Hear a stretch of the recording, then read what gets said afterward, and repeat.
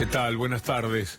Empieza la primavera, es un día fantástico. No obstante, el invierno está en el vientre de esa primavera. Cuando uno escucha la frialdad de Mauricio Macri hoy, cuando habló diciendo que se vienen meses difíciles, ¿cómo habrán sido estos meses en la consideración de Macri? ¿Qué piensa que han vivido en los meses que van del 2018, jubilados, trabajadores, pensionados no contributivos, estudiantes, científicos?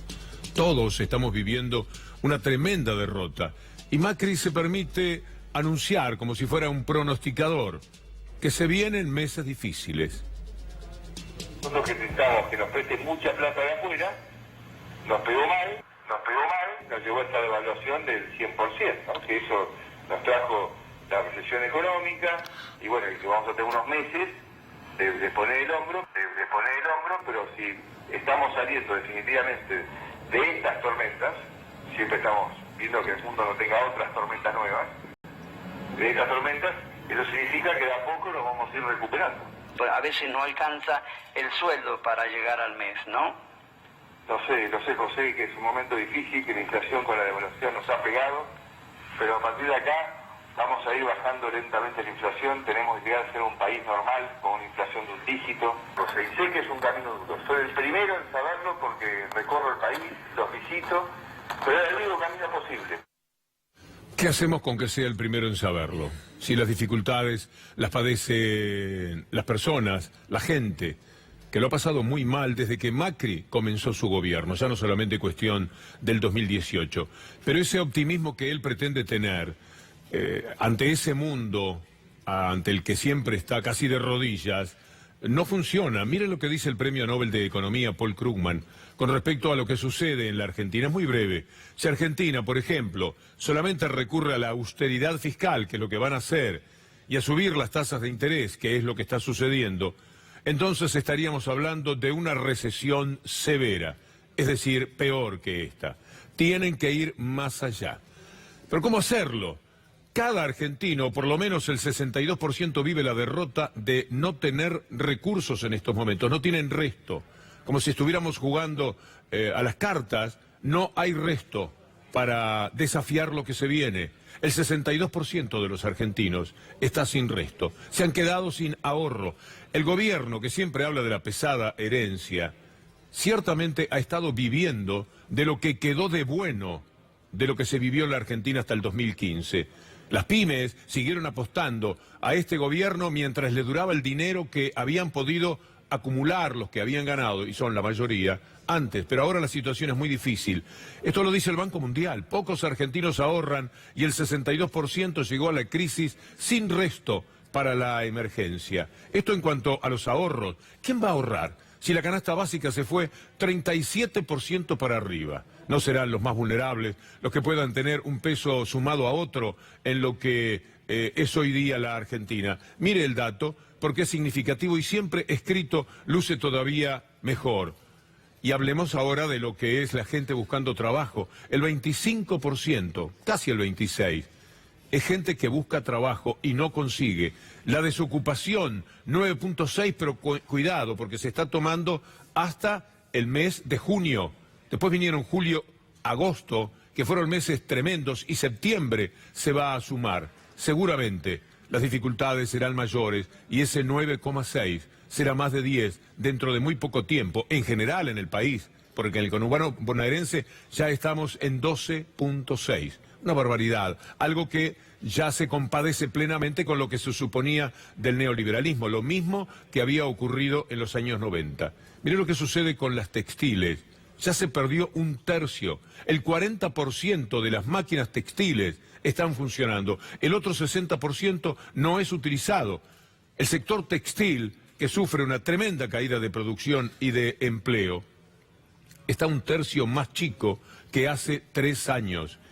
Y cada uno de los bolsillos de los trabajadores, aún de los que están mejor, padece, porque la vieja promesa de lo que iba a suceder con ganancias no se cumple. Mire lo que pasa ahora con ganancias, en un anuncio que es muy lamentable porque tiene que ver con otras mentiras dichas por el gobierno antes y durante el gobierno. Presupuesto, trabajadores y jubilados pagarán más por ganancias. Mire usted lo que está sucediendo en cuanto a el tema ganancias.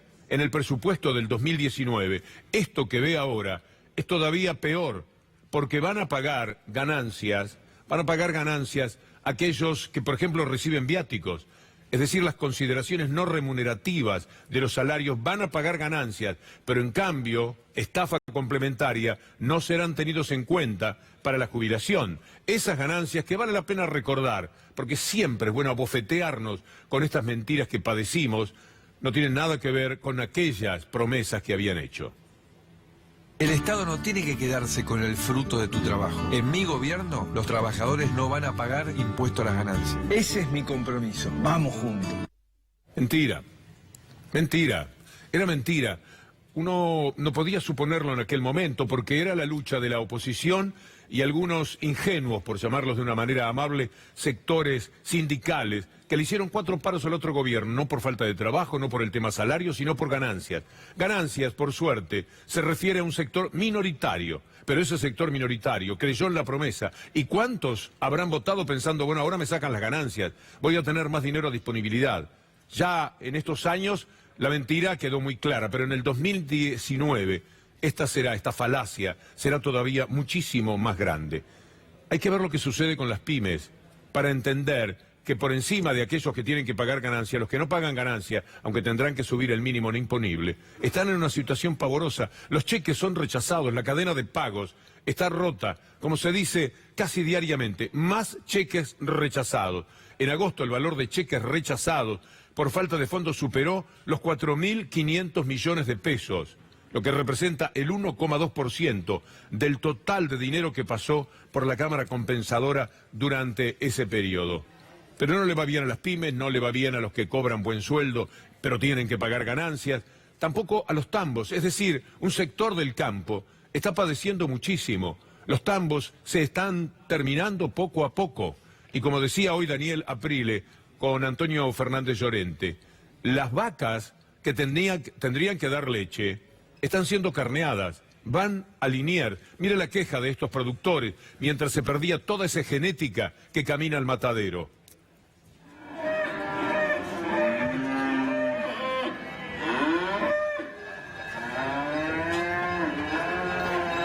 Tambos completos se liquidan en Liniers. Tambos completos se liquidan. Qué tristeza, la puta madre, qué tristeza. Tambos enteros, desarmados, años de genética. Mirá qué vaca, Ramiro, mirá lo que es. Mirá qué haciendo Lando y la puta que lo parió. Qué tristeza, la puta madre.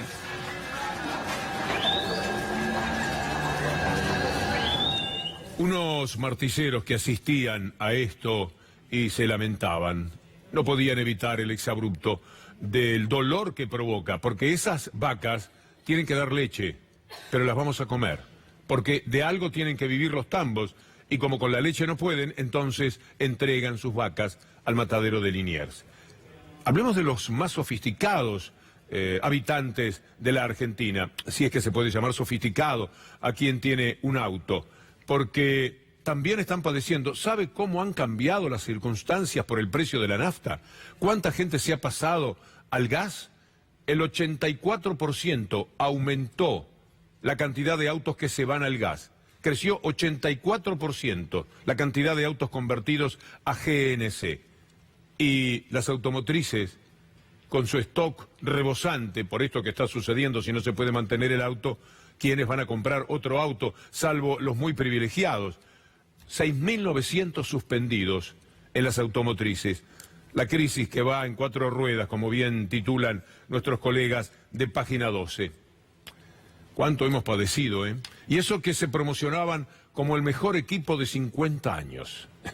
Da risa, por cierto, aunque ahora están un poco más humildes y dicen, no seremos el equipo mejor de los 50 años, pero somos gente con buenas intenciones. Y este es un equipo que no es perfecto. Claramente, la perfección no existe, pero lo que nadie puede dudar es que es un equipo con buenas intenciones. Pero yo sí me tengo confianza a armar el mejor equipo de los últimos 50 años, convocando a los mejores de este país para poner el país a crecer. Y este es un equipo que no es perfecto, Pero yo sí me tengo confianza a armar el mejor equipo, que es un equipo con buenas intenciones. El fracaso de ese Dream Team es total, es apabullante, pero no lo padecen ellos, no lo padece su clase social, lo sufren otros millones de argentinos que no integran esa élite. Y es lo que ayer Axel Kicillof le enrostraba al ministro de Finanzas Duhovne. ¿Qué medidas va a tomar usted y el señor Caputo para que el tipo de cambio el año que viene quede en 40 pesos? Porque la última vez que dijeron que se quedaba fijo en 23, a veces dicen que lo regula el mercado y que ustedes no tienen nada que ver, a veces que ya está, ya pasó la tormenta y la turbulencia, pero lo dijeron porque a principio de año estaba 19.20, después fue a 21, después a 23, después a 30, después a 31, después a 35. En el medio se liquidaron 30.000 millones de dólares de reservas. Dígame, tercera pregunta concreta, si ustedes gastaron 30.000 millones de dólares de reservas interviniendo al mercado para que no suba el tipo de cambio. Fracasaron, porque el tipo de cambio hoy está a 40 pesos. O bueno, puede haber bajado hoy un poquito, pero está por ahí. Y dicen que a fin de año que viene va a ser 38. ¿Qué credibilidad puede tener esto? La inflación iba a ser 10, después dijeron 15. Al Fondo Monetario le dijeron de 27 a 32. Estamos hablando en el lapso de lo que va del año. Y ahora está hablando todo el mundo de que va a ser 40, 42, pero ¿sabe qué? Usted dijo, cuando vino el año pasado, que el Producto Bruto Interno de este país iba a crecer 3,5%. Y nos está diciendo, en este presupuesto, que se equivocó por 6 puntos, porque va a caer 2,4%. Para el año que viene, después de haber aplicado un ajuste brutal, ustedes no muestran ningún buen número. Todos son malos. O sea que el mejor, el más exitoso de los escenarios es pésimo para todos los argentinos. Hablando de reservas, vale la pena esta placa que nos preparó la gente del CEPA. Es interesante al tiempo que doloroso ver la evolución de las reservas.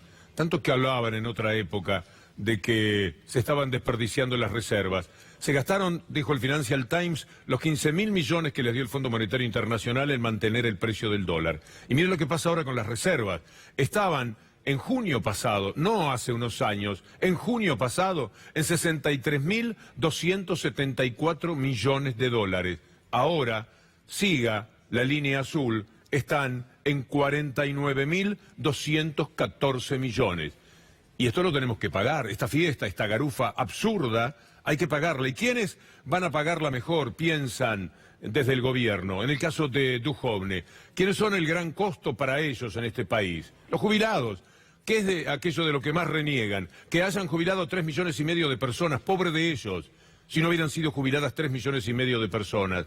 Porque ahora, como les decía ayer, el 80% de los hogares tiene 2 jubilaciones, con lo cual más o menos pueden ir tirando con esa mínima. Pero ellos lo quieren eliminar. En la cabeza les da vuelta llegar otra vez a las AFJP y que toda la vida de los jubilados, lo que ha sido, la vida siempre comprometida de los jubilados, pero muy mejorada respecto a la lucha con la inflación durante los últimos 10 años, va a cambiar para peor. Escúchelo a Duhovne, que en pleno presupuesto apunta siempre a los jubilados.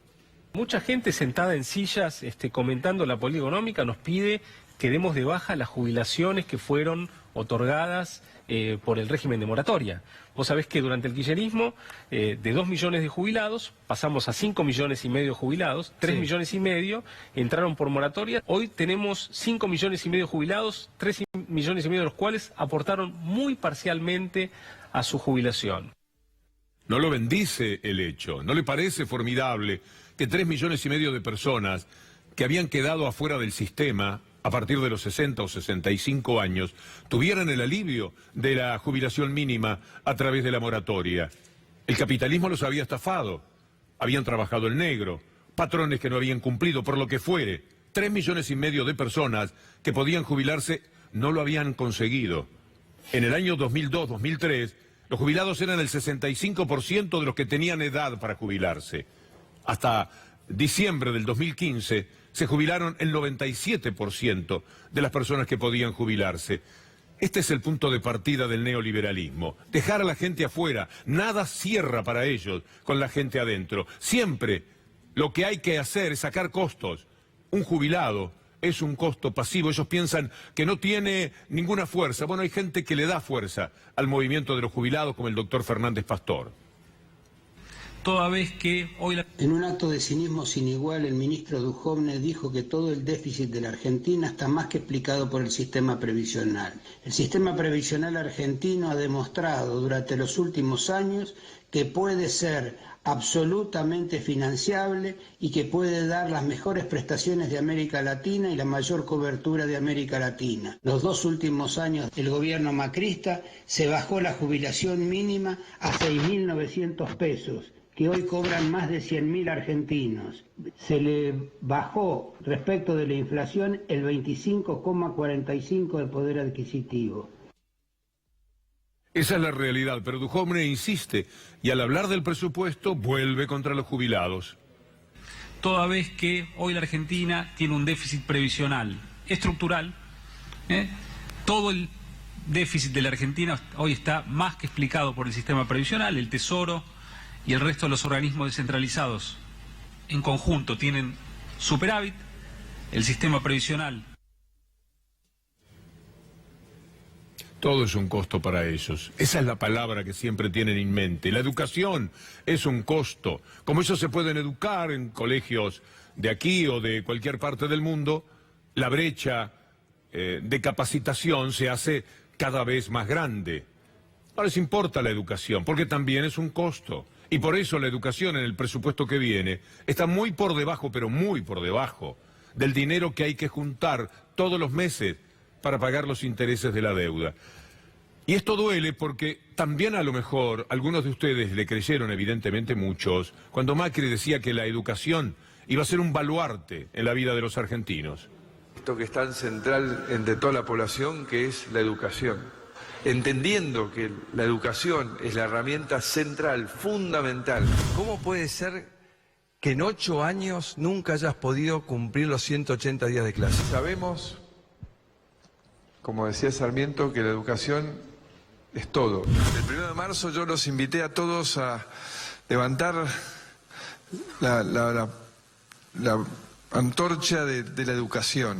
La educación siempre, cuando funciona, es la principal herramienta para igualar oportunidades. No hay ninguna herramienta que logre mejor igualdad de oportunidades que la buena educación. Que le avisen a Macri que la antorcha se le está apagando. La antorcha ya no da una llama que alumbre a la educación en la República Argentina, todo lo contrario. Nos vamos quedando poco a poco a oscuras. Mire lo que sucede con las universidades hoy día y pensando en el presupuesto. Todo está mal ahora. ¿Usted se imagina en el 2019, cuando esta gente tenga que cumplir con el Fondo Monetario Internacional y pagarle absolutamente todo, no solo al fondo, sino a los acreedores anteriores? Para eso es que le da la plata el fondo. Los rectores, ante el proyecto de presupuesto, dicen no cumple con las necesidades. Es que no son tenidas en cuenta. Entonces, la pregunta es, ¿qué se va a hacer? El gobierno está jugado a una idea, a una filosofía. Es un fracaso para la gente, es un éxito para ellos porque han hecho una gran diferencia en esa élite. Pero para millones de argentinos, esta es una bofetada cotidiana. Ayer, Sergio Palazzo, en su discurso, le preguntaba a los sectores opositores si van a seguir levantando la mano para votar, por ejemplo, este presupuesto, que será una maldición más que va a caer sobre los argentinos. Vergonzante, por cierto, y que si dicen que están del lado de los trabajadores, voten en contra de ese proyecto, que no se escuden en la falsa ética de la responsabilidad de conducir y gobernar y después terminen votando lo que el Poder Ejecutivo quiera. Acá no se trata de ser opositores en los medios y a la hora de levantar la mano son funcionales a la estrategia del gobierno. Se trata de poner la pelota arriba de la mesa y si son opositores, que vayan y voten en contra del presupuesto, compañeros. Importante, muy apreciado en la política, Daniel Arroyo ya anunció que no va a votar el presupuesto. Lo hizo hoy con Juana Morín en el Destape Radio. Y me parece que es destapar un tema que poco a poco va a ganar terreno, que serán muchos los que finalmente en el Frente Renovador no se van a sentir cómodos si se trata otra vez en nombre de la gobernabilidad y al servicio del establishment, como por ejemplo la reforma previsional, votar según los deseos del gobierno y del Fondo Monetario Internacional. Es un dato político muy fuerte este que van a tener ahora en la charla de Juana Morín y Daniel Arroyo. No, yo lo que creo, y mucho más allá del Frente Renovador y cualquier espacio político, que el acuerdo con el Fondo Monetario Internacional reconfigura el sistema político en Argentina. Es tan fuerte el acuerdo, es un ajuste tan profundo, es un parante tan fuerte de la actividad económica, que me parece que va de alguna forma a reconfigurar el sistema. Yo tengo una posición muy crítica respecto a lo que está haciendo el gobierno, respecto del presupuesto. Entonces, ¿vos votarías hoy en contra del presupuesto aún si el bloque del Frente Renovador vota a favor? Yo voy a votar en contra del presupuesto y creo que lo racional es votar en contra porque el presupuesto es socialmente inviable. El presupuesto lo que va a hacer es generar más conflictos sociales que existen. Es la mejor noticia política en una semana aciaga como la que hemos tenido. Se paga caro a veces el hecho de darle la espalda a la gente. Pichetto colaboró muchísimo con la reforma previsional y los jubilados fueron a reprocharle. No sé si tenemos una partecita, por lo menos, de lo que fue el encuentro de Pichetto con los jubilados.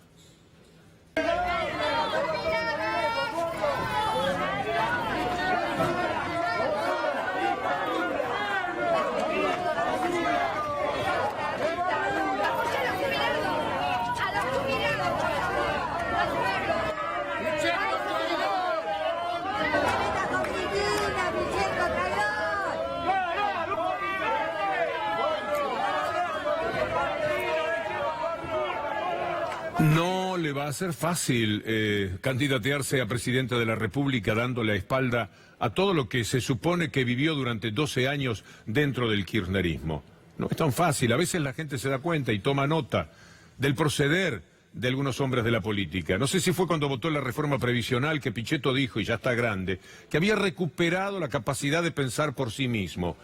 Pensar por sí mismo significó votar presupuesto, votar el pago a los fondos buitres, permitir el endeudamiento, estar con la reforma previsional, que es un verdadero escándalo, porque es contra los jubilados, que ellos siempre suponen indefensos.